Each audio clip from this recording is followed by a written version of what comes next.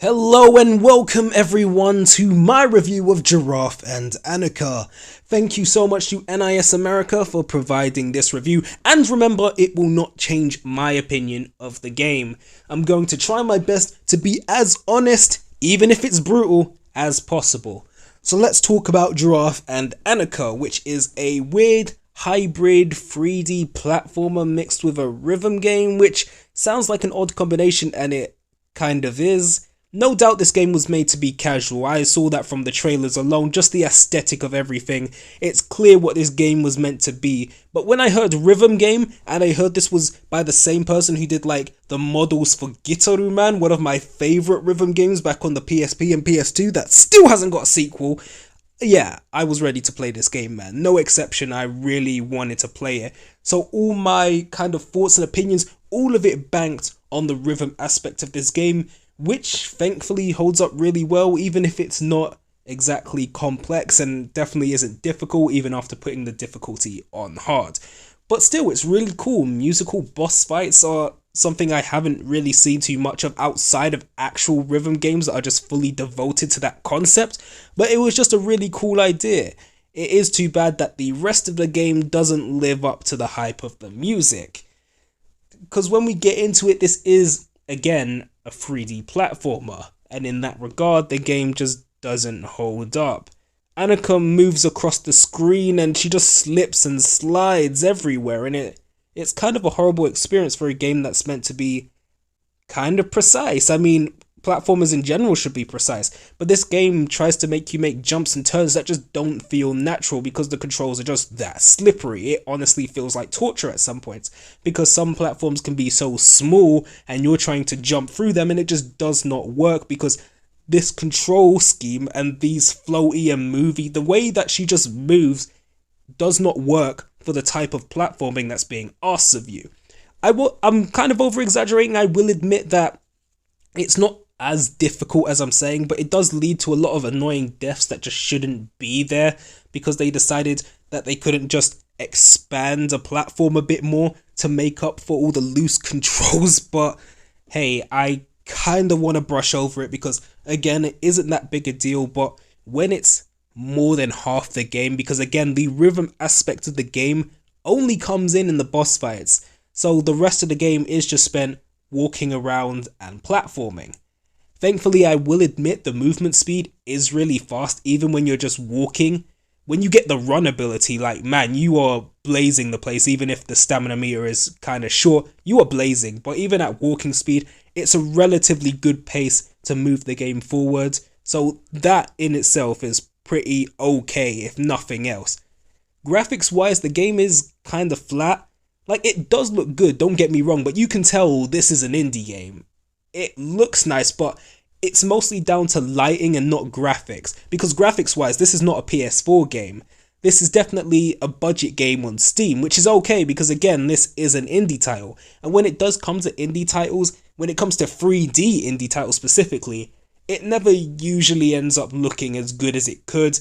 Indie games are best enjoyed in 2D because I think the teams and just people behind it's just easier to make a 2D game than it is to make a 3D one. So when you try and push yourself, it doesn't always work out, and I feel this is an instance of that. Like, even just art style wise, this game doesn't look too nice. Like, I want to praise it, but it's really hard to do so because a lot of the characters just look creepy and unappealing. Maybe it's because they needed more time to fix the models, but as it is now, it does not look like a finished game. Annika herself is really cute, that's no doubt about that. And man, that cowgirl, I don't even know what her name is, she's like a witch or something, but damn, every time she's on any of the music stages, I'm sorry, I'm licking my lips, but she was fantastic. If every character looked and animated like her, but they don't, so we can't really judge it for that. I mean, I can judge it for that, I'm going to judge it for that, but it would be so much better if every character animated and moved and looked like her. But unfortunately, they don't. So it is a big thumbs down for me in that regards too. And it really is, again, just down to the lighting, because a lot of the lighting looks really good. It kind of pierces the eyes, but that's also a big problem too, because in areas like the lava level, it does look really good, but the brightness is just way too much for me. It's just way too much. Unfortunately, that's a lot of issues. There's just a lot of issues with this game, unfortunately. I really don't want to say that because, again, it is an indie title, and when it's being developed by a single person, you can't really just say, hey, everything's garbage, but that's how it's ending up being. There's a lot of side quests in this game, which I didn't find as annoying as a lot of people have kind of described it to me. There's just a lot of fetch quests in this game, like the main one, the first one that was kind of like a bit frustrating was trying to pick up all this mother's rabbits, and there was only like 5 of them. It really wasn't that hard. I found them pretty easily, to be honest. But I know a lot of people struggled with that, and it can be annoying, but it wasn't a big deal for me. But I can see again how that would be annoying for some people. But everything just feels very unfinished in this game, very unpolished. And if the only thing that the game has is the rhythm aspect, while I'd say that, the rhythm aspect is really good, there's not enough of it. There's about 5 boss battles in this game, so that is 5 music tracks. That's 5 rhythm game modes that you can play and replay if you want. And no matter how good the music is, a rhythm game is only as good as the many songs that it has. So if you're only stuck with like 3 songs, and this is a 5-hour game, that's nothing. Like, you might as well not play it, to be honest. And the only way I'd recommend this game is if it was cheap, and unfortunately it isn't that either, because the game itself costs about, where I live, I'm in the UK, so it costs about £30. And £30 for a 5-hour game, I can't ever recommend that to anyone. Again, I'm being honest, I just can't recommend that to someone. £30 is not what this game is worth.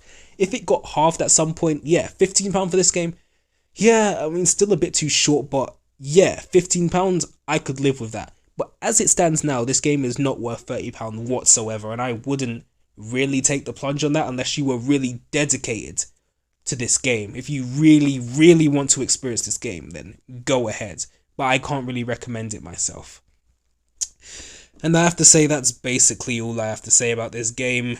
Please leave your thoughts in the comment section below. And again, it is your opinion. I'm not here to tell you what to buy with your money. You can get whatever you want. I'm just giving my opinion of what the game is before it comes out, so you at least have some different perspective of what it's going to be like. But again, I'd like to thank you. Leave your thoughts in the comment section below. And as always, I have to say goodbye.